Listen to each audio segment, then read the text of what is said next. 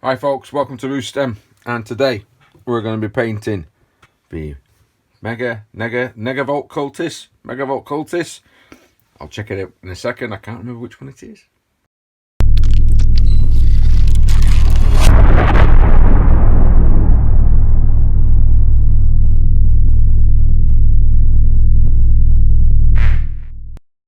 So to begin with, I've got some Rhinox hide.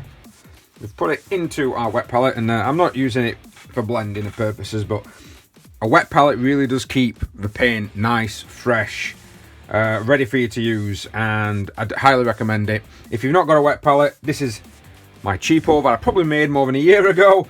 Still going strong, and if you look onto my playlist, you should be able to find a video of how I made it.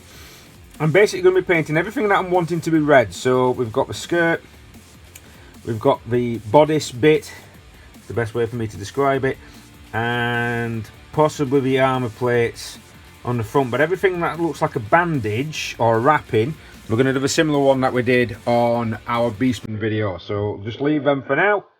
Concentrate just on the bodice, skirt, and any other little tiny bits that you think need it. I've watered mine down so I can get 2 thin coats of this. Doing a bit of a Duncan. So, crack on. Next up, I'm painting on the skin. So this is going to be painted with Kislev Flesh. It's quite a bright colour. And if it's going over a black undercoat, you're going to have to paint it twice. You can if you want to do a grey undercoat, but this is a very fiddly model, so if you accidentally forget something, it's going to show up. Whereas if you paint it with black, if you accidentally forget something, you can kind of hide it away. Top tip of the day. Be really careful. Make sure to use a very handy brush. Like I say, you're going to need 2 thin coats of this. Now, apologies, I inadvertently I did it to test to make sure to see how many sometimes, because that's why I do it in series of 4s, I'll actually do maybe 1 and then of course start on 1 to make sure that it's working, and then of course I'll record it and tell you guys what to do next. Unfortunately, I got the grey sear out and I painted, as you can see, all the strappings, so they're all done. Next up, we're going to get some corn red. Let's get it on the brush, let's get it on the wet palette, put it down just a little bit, and we're going to paint the red that we've got, the brown, apologies, and we're going to ignore, just make sure it's, because this is a base paint, so add a little bit more water than normal, similar to what we might have done if you're following on the Beastman, and get it applied, and just make sure that you miss the recess, and stick it all on your brown sections of cloth. And of course the armour, don't forget your armour. Right, so we've got the cream, we've got the red, we've got the grey creamy thing, and of course we've got the skin. Now we just need to get our shade brush, get some Airbrush surf shade, and coat all the areas that you've painted. I'm not talking thick coat, I'm just talking normal. You can paint the whole model using this. So once that's dried, back onto the corn red, and we're just going to edge highlight the armour panels that we've just coated.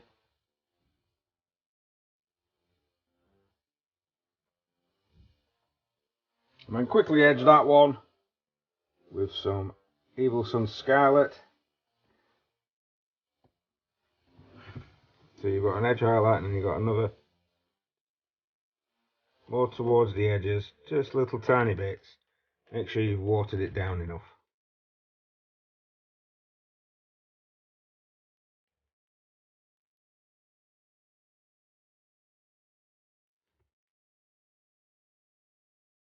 Right, so apologies, I've skipped ahead a step. I've actually dry brushed all of the black. So after I've put the red down, I'm going to dry brush all the black, and now what I'm going to do is to put the silver on. Now, a lot of people paint the whole thing silver, or a lot, and I'm actually quite liking the black, and I think that when we put a glow on there, it's going to look really nice. So I'm just going to selectively pick up parts. So you've got, of course, a chainmail that needs painting. And we're going to have, I'm going to do the same as what I do for las cannon. So the ends of these, I'm going to paint in silver and leave the rest black. And that's just so I can separate them. But I do, it's completely up to yourself. I mean, this is just a guide to try and paint these quick. And of course, leaving them black is also going to speed it through. But I quite like the idea of them being quite dark with the red. The brightness, of course, has been picked out by them, so completely up to you guys, but I am just painting those shafts and the chainmail on these figures currently. Oh yeah, I completely forgot as well that you need to paint the plugs on the arms, so try and get them painted as close and as best as you possibly can. Just try not to touch the skin if you can help it. So again, going ahead of myself, I've coated the little tiny bits, just using a small, like a small base brush. I've coated the tiny bits of the silver in, Nuln oil. Yep, it should appear on the screen. Dear me. And now I'm going to use some Stormhorse silver just to highlight. I find Stormhorse sometimes when you thin it can be a bit weird.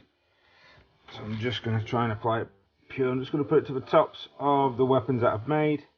I'm going to use a smaller brush. Never leave your finger in pots. I'm going to use a smaller brush to just sort of like go around the plugs. So just a little bit. You don't have to do this step if you just wanted speed. Just put the if you just put Nuln oil on them and just leave it, that's fine. Right, so we haven't done a lot, but I'm actually liking how these guys are turning out. I'm quite liking the black instead of a silver. We just need to effectively do the coils, so we're now going to move on to some airbrush techniques. So, got the guys. We've got Sotek green and white mixed into the airbrush. Give it a nice, see that there? So I'm going to put that, I'm going to airbrush that onto the coils. I'm going to try, if I can, to mask off, well, I can do the ends of the weapons, no problem. So I'm facing that away from me, I'm facing that away from me, and I'm just slowly drawing it back, making a circle, concentrating kind of on the middle, and that way I'm not going to get it on anything I don't want to.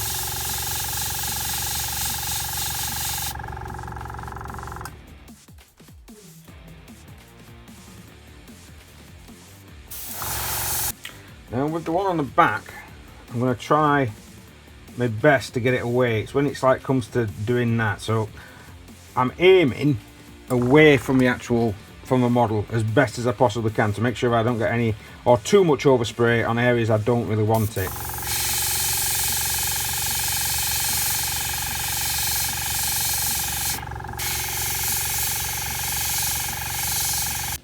And there you go. Right. So we need to make some of these coils pop. Let's go on to the next stage. So after your little lasky with the airbrush, if you don't have an airbrush, you can use a dry brushing technique to get that done. Just put, and from that camo shade, the one I've just put up on the screen, put that into the coils. Just so that it gives it a slightly green hue, as Sotek is not actually a blue, but it's more of a green. So I'm just gonna, well, it's a bit of a hybrid, it's like a turquoise. And then I'll be honest, getting based up, I'm liking the look of that, and I can consider that done. There you go. I have completed these guys, and I'll be honest, I quite like the fact that there's a minimal amount of silver. It's something that I'm quite liking the look of, and I encourage, you know, if you ever want to just do something different, then it's always a good idea to do something different. It also sped up the process as well, and having those little tiny details like the glowy effect will always always differentiates the actual model. Well, thank you very much for watching, guys. Please like, share, subscribe, hit the notification button if you do want to see more. We've got the Marines coming up next. I'm going to do the Marines separately to the Chaos Lord. So it'll be Marines, Chaos Lord, and then we should start on the good guys, and we will have this Blackstone Fortress completed. Well, thanks very much. We'll see you next time.